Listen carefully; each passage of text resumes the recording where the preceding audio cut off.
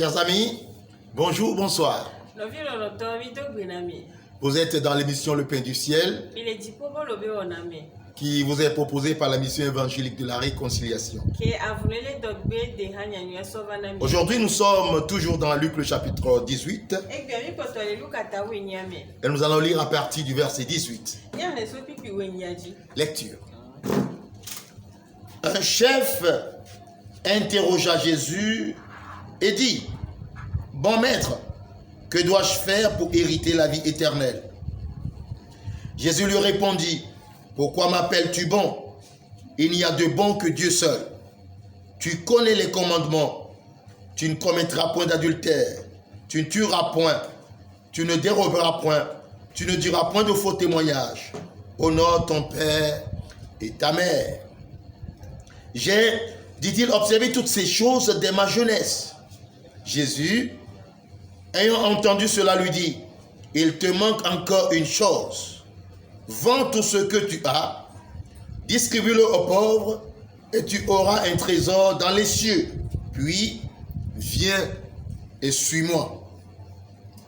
Lorsqu'il entendit ces paroles, il devint tout triste, car il était très riche. Jésus, voyant qu'il était devenu tout triste, dit qu'il est difficile à ceux qui ont des richesses d'entrer dans le royaume de Dieu. Car il est plus facile à un chameau de passer par le trou d'une aiguille qu'à un riche d'entrer dans le royaume de Dieu. Ceux qui l'écoutaient dirent: Et qui peut être sauvé? Verset 27, Jésus répondit: Ce qui est impossible aux hommes est possible à Dieu. Amen. Eye amegãɖe va bi eve na nufiala nyui nu ka ma wɔ be manyi agbemavɔ la dome ma hã ke Yesu gblɔ nɛ bena nu ka nene yɔyem be nyui ma hã ame aɖeke mele nyui o negbe Mawu ɖeka ko. Enya seawo bena megawɔ ahasi o, megawɔ ame o, megafifi o, megaɖi aʋatsoɖase o, bu fofo kple dawo ke eya gblɔ bena mewɔ nu siawo katã dzi tso nye ɖevi me ke. Eye esi Yesu se la, egblɔ nɛ bena egasusɔ nu ɖeka na wo. Dzra nu siwo katã le asiwò la, eye nàma wo na ame dahewo, eye nu nyui anɔ dziƒo na wo, eye nàva adze yonyeme. Ke esi wòse esiawo la, eve ŋutɔ, elabena kesinɔtɔ ŋutɔ wònye. Eye esi Yesu kpɔe la, egblɔ bena ale wòse na ame siwo si nu le la be woayi ɖe Mawu fiaɖuƒe la me nye si, elabena ele bɔbɔe na kposɔ be wòato abiƒe vomewu ale si kesinɔtɔ na yi ɖe Mawu fiaɖuƒe la me.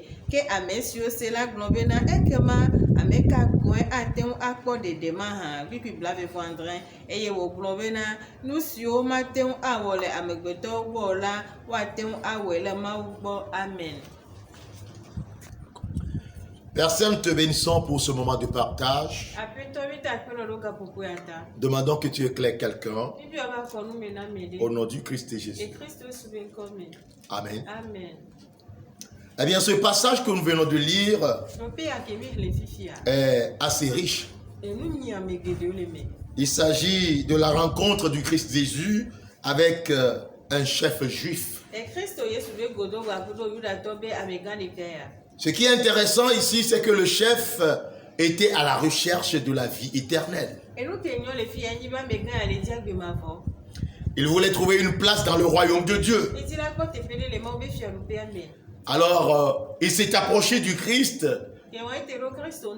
pour demander les conditions pour l'obtention de la vie éternelle.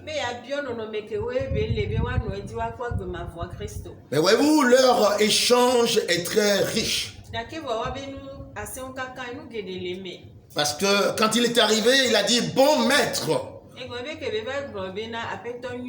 que dois-je faire pour hériter la vie éternelle? Et le simple fait qu'il ait dit bon maître a suffi pour que le Christ et Jésus commence à nous éclairer.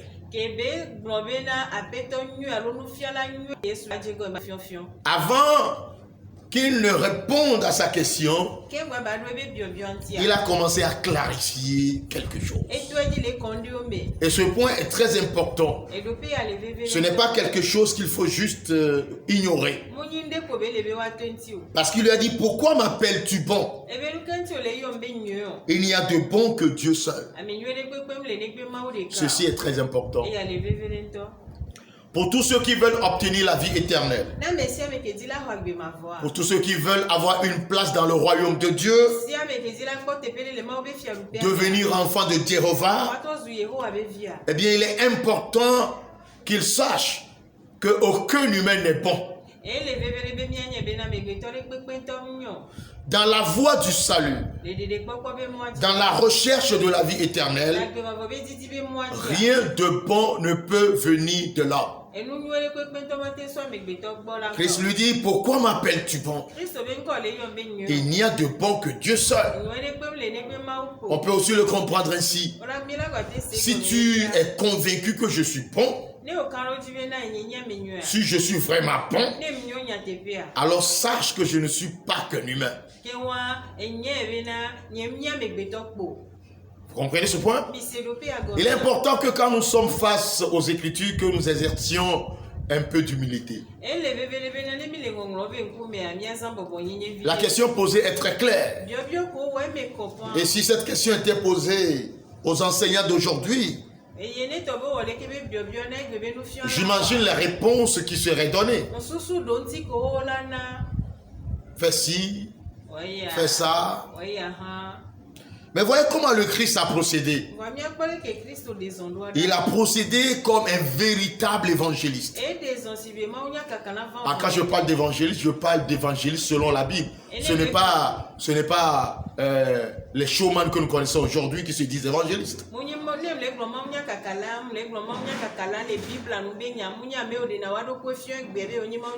Des gens qui se disent évangélistes et qui n'ont pas l'évangile.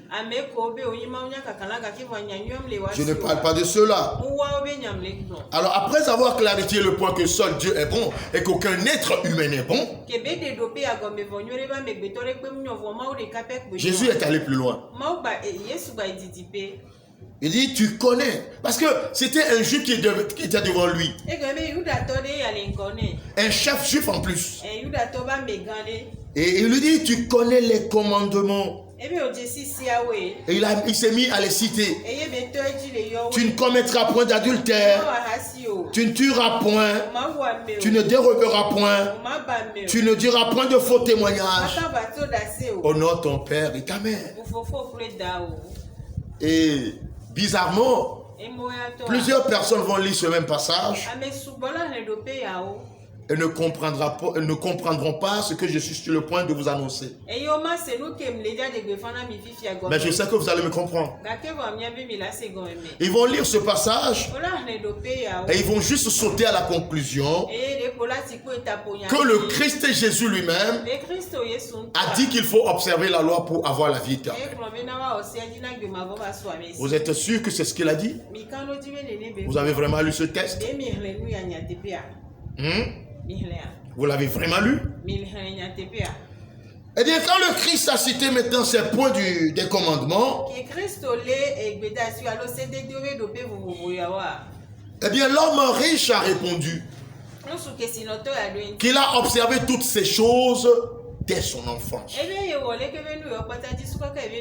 Et cela n'est pas faux, mes frères et sœurs.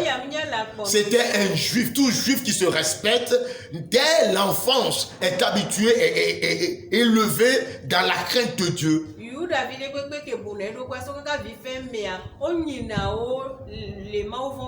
Ils sont élevés dans la pratique des lois, des commandements. Donc ce qu'il a dit ici n'est pas faux. C'est vrai que c'est quelqu'un qui vivait très droitement.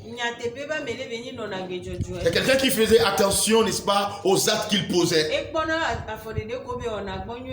Il faisait tout pour ne pas n'est-ce pas, sorti de l'alliance. e wona de sia de be ngba to le nuba Il ne volait point, mufina il ne mentait point, udana il honorait ses parents, e dona bubu e be jila il s'éloignait de l'adultère e tena daga et il ne commettait pas le meurtre. C'était vrai. una me mona hondo no nyate penye yo Maintenant, entendez-moi bien. vomi do to Il a observé toutes ces choses depuis son enfance. e wonu yo gbata ji so ka be Et Jésus le savait. e Yesu hanye Jésus savait Yesu nya que ce bonhomme avait une telle vie. be de ka ku ya gbe atongbe le si Il a observé depuis son enfance, e wo e ke be nu yo ji so ka be vi feme mais il n'a pas obtenu la vie éternelle. la ke va gbe ma vom so esi C'est là où il faut commencer à réfléchir. e funu be le be mia je go mi Ah, ate alors pourquoi je dis qu'il n'a pas obtenu la vie éternelle? kan ti le glo ba gbe ma vom le si Oh ben c'est simple mes frères et sœurs. e ya le bobo le no vio Eh bien cela se voit dans la question qu'il a posée. e le biobio ke be wa me Avant même qu'il ne vienne poser la question au Christ et Jésus, ke ngwe baba o biobio na Kristo Yesu il avait déjà observé la loi. e wo si aji Vous suivez?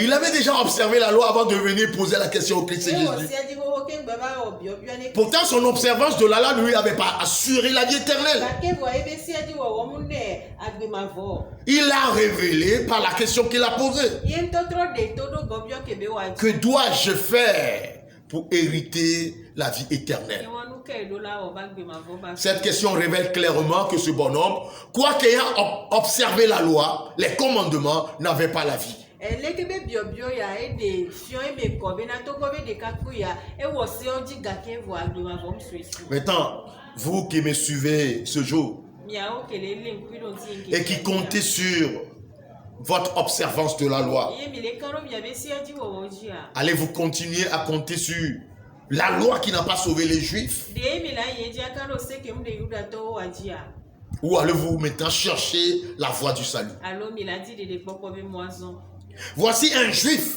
yuda to de ya qui a ouvert sa bouche devant le Christ et Jésus lui-même. yen to ke nu le Kristo Yesu to be nku Et me lui a dit qu'il a observé la loi dès son enfance. ye be plone be ne wo si o ji so ka Et il disait la vérité. e nya te pe ni nya wa be le Malgré cela, il n'avait pas obtenu la vie. to gbo be yo pata le ji agbe mu so esi o Alors pourquoi pensez-vous que vous pouvez obtenir la vie par la loi? ke wonu kan ti mi o mi le susu be na mi la te gbo agbe to si ami Pourquoi pensez-vous que vous, qui n'êtes même pas juif, pouvez obtenir la vie par les commandements? nu kan ti mi o ke mu ni yuda vi to ti wa mi la te susu be na gbe la te su mi Si les commandements n'ont pas pu donner la vie aux juifs, ce n'est pas à nous que les commandements pourront donner la vie. ne si amu te na gbe yuda vi o wa mu mia o si ara ba na gbe o de Je vais me répéter, et encore et encore.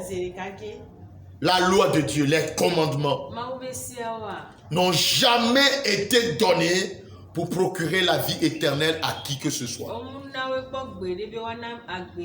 Jamais. J'insiste, jamais. Dieu n'a jamais donné sa loi pour qu'elle assure la vie éternelle à qui que ce soit. Ni aux juifs, ni aux païens. Alors, je voudrais que quelqu'un se réveille aujourd'hui et qu'il commence à chercher la véritable voie de la vie éternelle. Les œuvres humaines ne justifient personne. Non, je vais le dire autrement. Les œuvres humaines n'ont jamais justifié personne et ne le feront jamais. Peu importe qui dit le contraire. Je prends le risque de me faire critiquer. Je dis ce soir que c'est un menteur.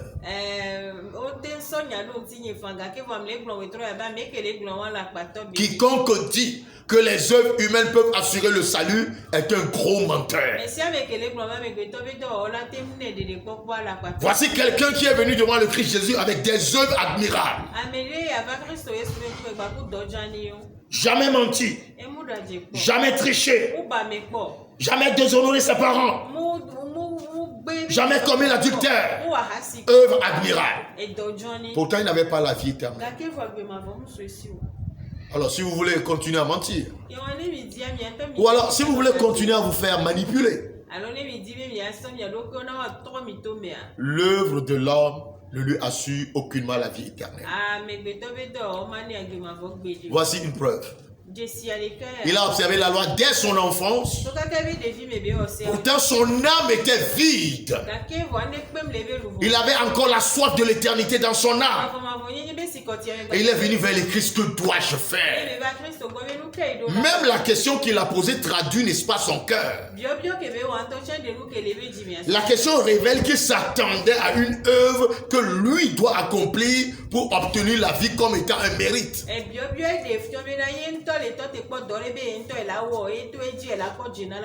Oui, sa question révélait que son cœur était dans la voie du mérite. Donc le Seigneur Jésus, en lui disant qu'il connaît les commandements, était juste en train de l'amener à prendre conscience qu'il a déjà œuvré, mais il n'a jamais eu la vie.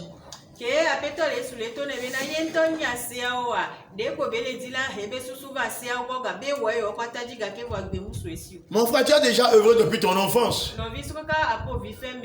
mais tu n'as jamais obtenu la vie. Qu'est-ce que tu cherches encore à faire? C'est le champ de cet échange. C'est le sens de cet échange.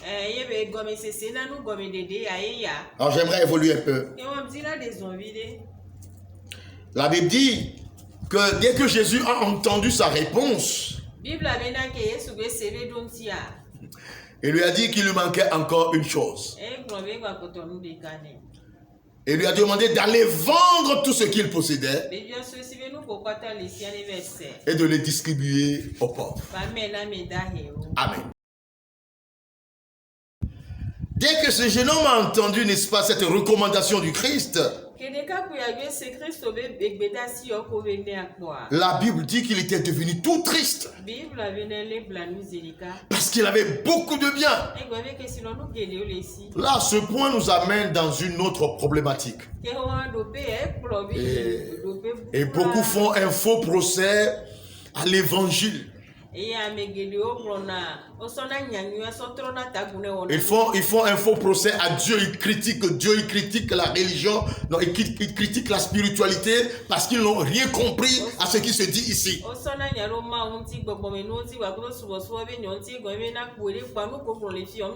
Jésus n'a jamais dit que c'était mauvais d'être riche. Laissez-moi vous dire la vérité. L'or et l'argent appartiennent à Jéhovah. La terre et tout ce qu'elle renferme lui appartient. Donc il est plus riche que tout le monde. Vous comprenez? Donc si la richesse était mauvaise, alors Dieu est déjà dans l'injustice. Vous me suivez? Alors ceux-là qui vont utiliser ce passage pour dire par exemple qu'il n'est pas bon de chercher, n'est-ce pas, à s'épanouir, de chercher par exemple à réussir, eh bien ils n'ont pas compris.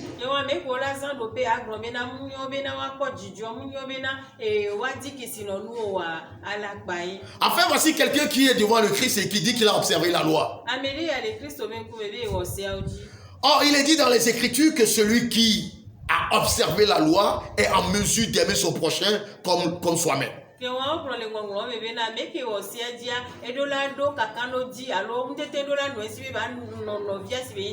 Celui qui dit avoir observé toute la loi est en mesure d'aimer l'autre comme lui-même. Voilà quelqu'un qui dit à Christ Jésus: j'ai observé tous ces commandements depuis mon enfance.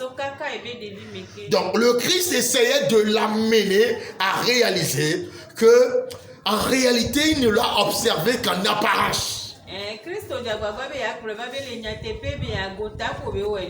que celui qui a véritablement pu observer la loi est en mesure, n'est-ce pas, de se sacrifier pour les autres.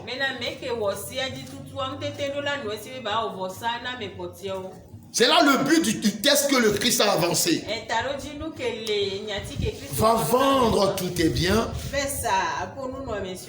distribue-les aux pauvres, ainsi tu auras un trésor au ciel, puis viens et suis-moi. Et il est reparti tout triste. Là, le Christ est allé loin et il dit qu'il est difficile à un riche d'entrer dans le royaume de Dieu qu'à un chameau d'entrer par le trou d'une aiguille.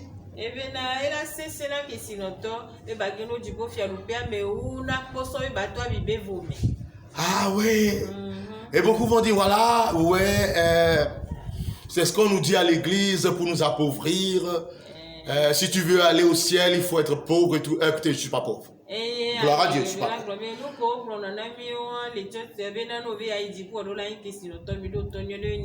Et ceux qui adorent avec moi ne sont pas pauvres. Et entendez-moi bien, nous nous battons pour acquérir de la richesse. Et ce n'est pas mauvais. Écoutez-moi bien, dans l'Ecclésiaste, le chapitre 7, les versets 11 et 12. Je vais le lire. C'est important pour que quelqu'un l'entende une bonne fois pour toutes. Les versets 11 et 12, il est écrit, Ecclésiaste 7, la sagesse, Ecclésiaste 7, versets 11 et 12, la sagesse vaut autant qu'un héritage, et même plus pour ceux qui voient le soleil. Car à l'ombre de la sagesse, on est abrité comme à l'ombre de l'argent. Mais un avantage de la science, c'est que la sagesse fait vivre ceux qui la possèdent. Amen. Amen. Nous nyanyo pere domeni nunu eye wonye vide na amesio le rekpom elabena nous nya doa vovoli eye gaha doa vovoli eye si jeje pe vide nye nous nya lea amesisi wole la fe agberete. Amen. Donc vous voyez que même dans les Écritures, Dieu ne crache pas sur l'argent. Dieu n'a jamais dit que c'était mauvais d'être riche. Vous savez ce que Dieu a dit par rapport à l'argent que les gens, n'est-ce pas, utilisent à tort et à travers? Il a dit l'amour de l'argent est la racine de tous les maux. Ce n'est pas l'argent qui est mauvais. L'amour de l'argent. Avoir un cœur braqué dans la recherche des biens matériels. Jusqu'à être prêt à commettre tout ce qu'on peut faire pour l'avoir, c'est ça qui est mauvais. Mais l'argent n'est pas mauvais. Les Écritures disent qu'on est à l'ombre de l'argent comme à l'ombre de la sagesse. Mais que la sagesse a un avantage, c'est qu'elle accorde aussi la vie éternelle. Vous me suivez? Donc Dieu ne condamne pas la richesse. Vous me suivez? Ceci est très important parce que cela fait que certaines personnes ne veulent pas venir à l'église. Jésus ne veut pas que nous comptions sur nos possessions pour avoir la vie. Vous savez qu'on peut être riche de plusieurs manières. Ce jeune homme était riche. Il était riche matériellement et il était riche aussi dans son comportement, ce qu'on peut appeler quoi? Il avait une richesse morale. Vous comprenez? Il avait de belles œuvres. Eh bien, ça aussi, c'est de la richesse. Tout ce que vous avez de bon, sur quoi vous comptez pour avoir la vie éternelle, c'est votre richesse. Vous me suivez? Que ce soit vos bonnes œuvres, que ce soit l'observance de la loi, que ce soit les richesses matérielles ou financières, tout ce sur quoi vous comptez pour avoir la vie éternelle, eh bien, c'est votre richesse.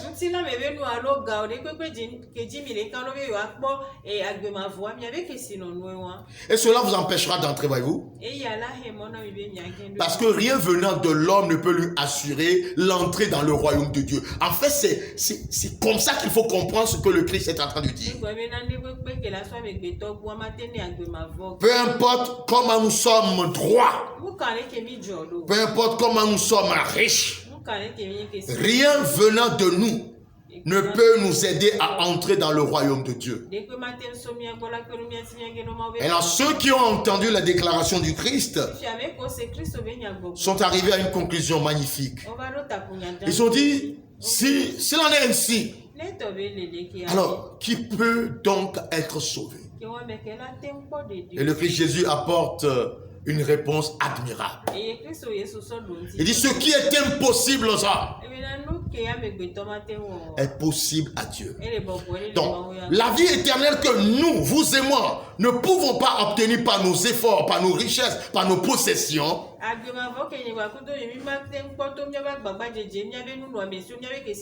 La vie éternelle que nous ne pouvons pas obtenir par l'observance de la loi. Eh bien, le Christ Jésus dit, Dieu peut nous l'accorder.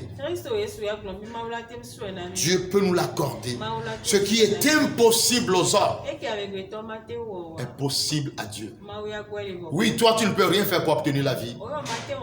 Moi non plus. Mais si Dieu te choisit pour la vie éternelle, il te permettra d'abord de comprendre cette logique que j'avance.